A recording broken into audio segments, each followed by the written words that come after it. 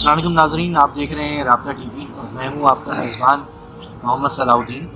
मंजूर शेख साहब हमारे साथ मौजूद हैं। मंजूर साहब, थैंक यू वेरी मच, आपने हमें टाइम दिया। Thank you sir, thank you. Pakistan की अदालती तारीख के अंदर एक नया बाब शुरू होने जा रहा है। काजी फ़ाइज़ ईसा नई क़यादत संभाल रहे हैं और चीज़ें अब आगे उनके हिसाब से चलने की तवक्को है। काजी फ़ाइज़ ईसा और अदलिया जो है, अगर हम अदलिया की बात से स्टार्ट करें तो इफ्तिखार चौधरी के बाद पाकिस्तान की पावर पॉलिटिक्स के अंदर एक अहम सतून बन के सामने आया। क्या काजी फ़ाइज़ ईसा उस अदलिया को अदलिया के काम तक महदूद कर सकेंगे या वो भी इसी तरह पावर पॉलिटिक्स के अंदर इन्वॉल्व हो जाएंगे? सलाउद्दीन, एक चीज़ आप जहन में रखें, मैं अक्सर कहता हूँ और हमारे नाज़रीन को भी जहन में रखनी चाहिए कि ये पॉसिबल नहीं है कि रियासत के जो सुतून हैं उनमें से 3 या 4 सुतून जो हैं, 4 सुतून कहते हैं अगर मीडिया को भी डालें तो 3 सुतून का बेड़ा गर्क है और एक सुतून बड़ा ज़बरदस्त काम कर रहा है। मैं वसूख से कहता हूँ दैट इज़ नॉट पॉसिबल। रियासत के चारों सुतून या 3 जो इम्पोर्टेंट सुतून है कि भाई आपकी एग्जीक्यूटिव है, आपका पार्लियामेंट है, आपका अदलिया है, ठीक है। अब वो अगर आस्ता आस्ता परफॉर्म करना शुरू करेंगे तो एक सुतून जो है, एक पिलर है, दूसरे को एड और असिस्ट करेगा, दूसरा तीसरे को करेगा और इसी तरह सोसाइटी में आपको बैलेंस और चेंजेस नजर आते हैं। फिर ये पिलर जो है वो अपने अपने कॉन्स्टिट्यूशनल दायराकार में रह के, एक तो कॉन्स्टिट्यूशनल दायराकार, दूसरी होती है आपकी मॉरलिटी ये है कि आप देखते हैं कि यार ये चीज़ जो है, ये फैसला हमारा या ये हमारी पॉलिसी कितना हमारे मुल्क को, हमारी रियासत को मजबूत कर सकती है, फ़ायदा दे सकती है आम आदमी को। तो उस सारे पस मंज़र में, उस सारे तनाजुर में वो पिक्चर बल के सामने रख के डिसीजंस होते हैं, राइट।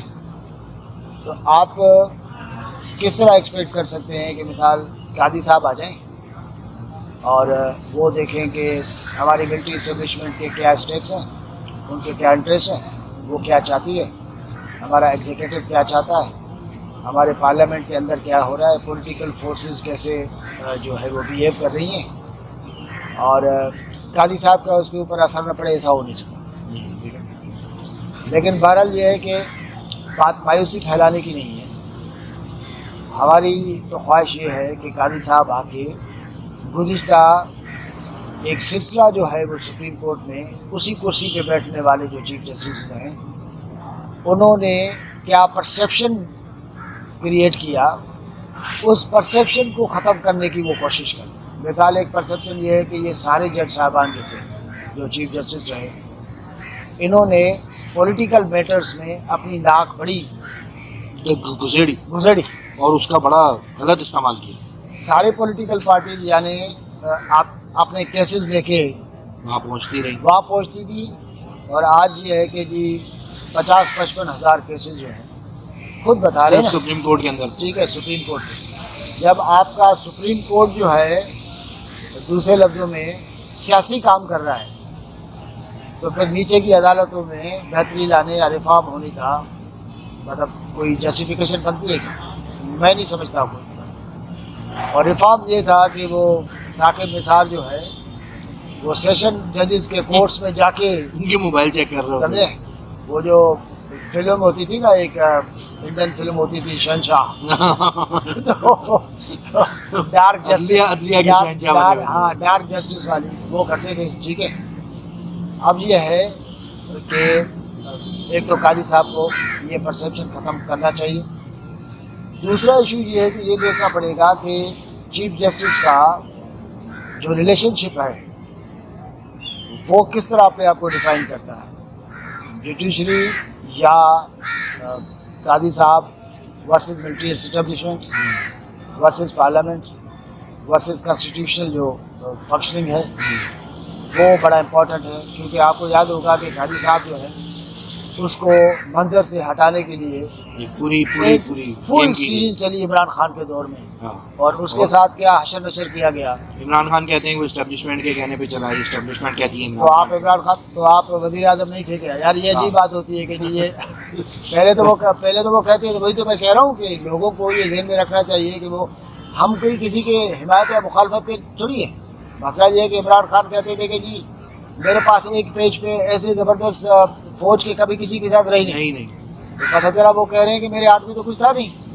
खैर ये तो इमरान खान साहब तो हर तो कादी साहब के हवाले से एक चीज़ ध्यान में रखें, तो कादी साहब के कुछ केसेस ऐसे हैं जो उनकी इंडिपेंडेंस और उसकी ख़ास किस्म की जो सोच है उसकी तरफ इशारा करते हैं। कि मिसाल के तौर पर फैज़ाबाद धरने वाले सिलसिले में आपको पता है, और कहते हैं कि जी इनके साथ जो रेफरेंस जो आया उसमें एक रीज़न ये थी ये बहुत बड़ी वो वहाँ पे गुड बुक्स में नहीं थे, राइट, यानी वहाँ पे गुस्से का इज़हार किया था जो इस तरह हुआ। अच्छा, उस फैसले के अंदर भी अगर आप देखें तो उसके अंदर किसी को सजा या किसी को वो नहीं दी गई थी।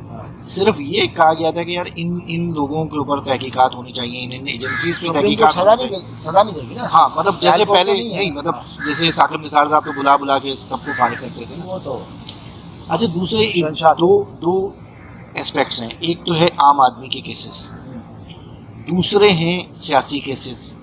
अच्छा, सियासतदानों का भी शौक है कि भाई हर केस उठा के सुप्रीम कोर्ट पहुंच जाते हैं। उसको डिस्करेज करने के लिए काजी साहब क्या करेंगे, और आम आदमी की भलाई के लिए उसके केसेस को जल्दी निपटाने के लिए उनको क्या करना चाहिए? रिफॉर्म की ज़रूरत है ना, रिफॉर्म की ज़रूरत है। एक इसमें एक चीज़ ध्यान में रखिए, वो ये कि पाकिस्तान के कॉन्स्टिट्यूशन में, ब्रिटेन कॉन्स्टिट्यूशन है ना, तो उसमें सारी चीज़ें लिखी हुई हैं। अच्छा, इन सालों में आप देखेंगे कि आपको पता चला कि यार फला मामला है, तो आपको कोई ना कोई बता देगा कि यार हमारे कॉन्स्टिट्यूशन में जो है वो फला आर्टिकल इसको डील करता है, ये मामला इस तरह है। पूरे मुल्क में एक परसेप्शन बन गया है।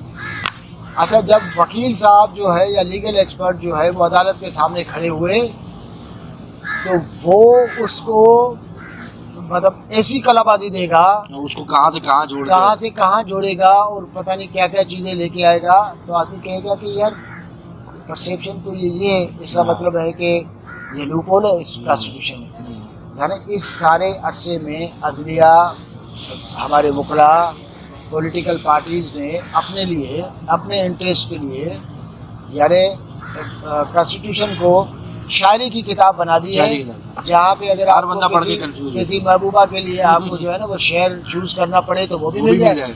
अगर मैं कहूँ कि मैं अल्लाह से प्यार करता हूँ तो उसी शेर को हम में भी कन्वर्ट कर तो कादी साहब को अदलिया का चीफ होगा, हाई जुडिशरी चीफ जस्टिस, उसको बहरहाल कोई ना कोई एक लकीर लगानी पड़ेगी। दूसरी बात है कि पॉलिटिकल पार्टीज़ भी एनकरेज होती है ना कि यार इस पे फंसे हुए हैं, वहाँ पे जो केस लगाओ और अपना बंदा है, अपना जज है, ठीक है। तो जब अदलिया ये बता दे कि मैं इंसाफ का जज हूँ तो मामला डिफरेंट होगा। हाँ, फिर वो सोच समझ के जाएगा कि यार मेरे अंदर मेरे केस में कितनी जान है। मिसाल वो कह सकता है ना कि भाई ये तो मेरे पास क्यों लेके आए, रजिस्ट्रार को कह सकता है कि भाई ये लाइए। दूसरी बात है कि आपने देखा कि सुप्रीम कोर्ट बड़े पैमाने पे डिवाइडेड है। डिवीजन्स कैसे ख़त्म करेंगी? दो व्यूज़ हैं, मैं लोगों को सुन रहा था, वो कह रहे हैं कि जी सबको बैठेंगी मट्टी पाव पुराने उसमें। मैं आपको बताऊं कि आपको अगर कोई ज़ख्म हो, आप बगैर सफाई किए ऊपर से मरहम लगाते जाओ, ख़राब होगा, सही नहीं होगा। जो सुप्रीम कोर्ट के अंदर जो है वो गैर कानूनी किस्म की चीज़ें हुई हैं, जिन जजेस के ऊपर जो है वो इल्ज़ामात हैं करप्शन के, वो सारे सब कुछ इन मामला को सीरियसली टेकअप ना करेंगे, अदालत का भी सही नहीं। अच्छा सर, इसके हवाले से वकार सेठ मरहूम जो पेशावर हाई कोर्ट के जज रहे, उनकी एक पिटीशन पड़ी है, बिल्कुल, और लोग, लेकिन उसके अंदर जो दूसरा पॉइंट ऑफ व्यू है वो ये है कि मिट्टी पाओ के हक़ में वो ये कहते हैं कि भाई अगर आपने उस पिटीशन को इस्तेमाल किया और उसको सुना तो 4-5 जजेस जो हैं, जो जूनियर थे, जो एलिवेट किए गए सुप्रीम कोर्ट में, वो फारिग हो जाएंगे। तो वो जब फारिग होंगे तो लाजमी बात है कि जो फारिग होता है या जिसके ऊपर जद पड़ती है तो वो आराम से नहीं बैठता ना, वो भी पलट के हमला करता है। तो वो भी कोई ना कोई ऐसी चीज़ करेंगे। और देखिए सोसाइटी तो बिल्कुल डिवाइड हुई हुई है। एक तरफ जो है वो दोनों हिस्से जो है एक दूसरे से लड़ रहे हैं। पलट के क्या हमला करेंगे यार? मतलब कोई मतलब मैं किसी की सिफारिश लगवा के, मैं जूनियर जज हूँ, मैं जानता हूँ, मैं आया हूँ सुप्रीम कोर्ट में और मैं डिज़र्व नहीं करता, तो क्या गुंडागर्दी है क्या कि यार मैं मुझे ज़बरदस्ती आना? अब तो बन गया ना सर, बन वो गया, तो उसी कानून उसी ज़ाब्ते से गया बना है ना, पर उसी कहीं तो रोकेंगे ना यार।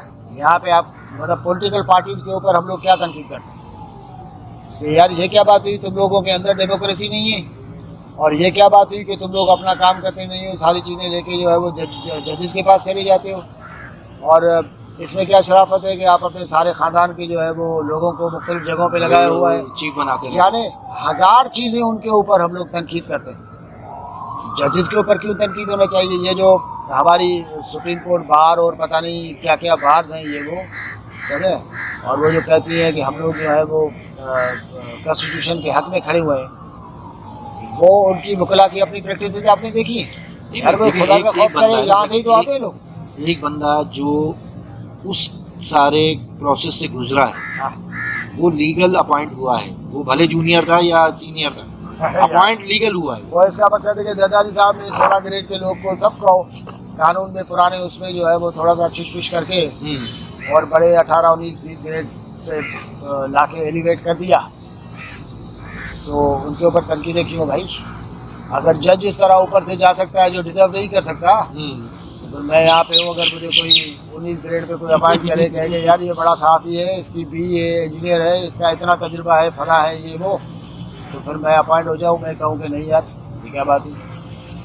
चले बहरहाल ये तो ये एक है, लेकिन एक और जो बहुत बड़ा इशू है जाती है ना, नवाज शरीफ ने जिन लोगों को एलिवेट किया, जिन जजेस को लगाया, आप कहें कि वो भी ठीक था। पॉलिटिकल पार्टीज अपने लोगों को आके जजेस लगाती हैं, इसमें भी तो सोचना चाहिए ना यार, जज कौन लगना चाहिए? पार्टी तो नहीं लगाती ना, एस्टेब्लिशमेंट भी तो लगवाती है। अभी लास्ट जो वो भी पार्टी है भाईजान। लास्ट जो एलिवेशन हुई है उसमें बाजवा साहब का किरदार है, और उसमें आपकी मुस्लिम लीग नून ने उनकी बात मान ली थी। यार मुस्लिम लीग नून वालों से सवाल पूछो तो कैसे टीवी पे दांत निकाल के बैठ जाते हैं, ये गलती हो गई। अरे गलती हो गई तो तुम लोगों को भी सजा होनी चाहिए ना, ये क्या बात है? गलती आपकी पकड़ी गई, वो कहते भाईजान यार माफ कर दो।